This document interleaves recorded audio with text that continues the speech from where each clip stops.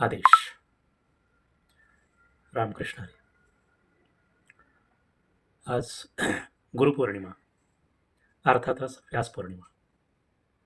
आज आपल्या महाराष्ट्रामध्येच नव्हे तर संपूर्ण भारतामध्ये, संपूर्ण देशामध्ये आज ही पौर्णिमा साजरी केली जात आहे.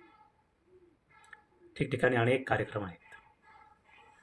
म्हणून आपणही आपल्या सद्गुरूंना वंदना करणार आहोत.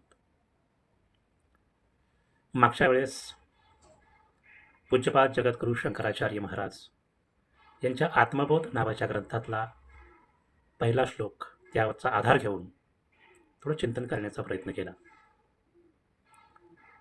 आजही त्याचा अपरोक्ष अनुभूती नावाचा ग्रंथ, या ग्रंथातील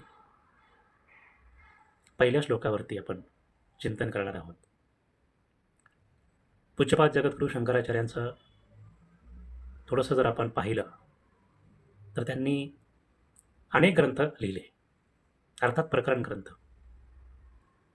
पहिलं तर त्यांनी त्यांच्या अत्यंत अल्प आयुष्यामध्ये गीता, उपनिषद यासारख्या महान ग्रंथांवरती भाष्य केलं. ब्रह्मसूत्रांसारखा अतिउच्च ग्रंथ ह्याच्यावरती टीका केली, गीतेवरती भाष्य केलं. वेदांतमधील आलेला विचार हा त्यांनी अत्यंत साध्या सोप्या आपल्या भाषेमध्ये संपूर्ण विश्वापर्यंत पोहोचवण्याचा प्रयत्न केला. हे करत असताना त्यांनी कुठलाही नवीन संप्रदाय, कोणताही नवीन पंथ निर्माण केला नाही.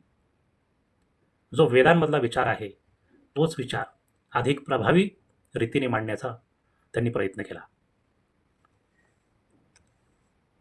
आणि हे करत असताना गीता, उपनिषद, ब्रह्मसूत्र यांच्यावरतीच केवळ भाष्य न करता त्यांनी अनेक प्रकरण ग्रंथ निर्माण केले.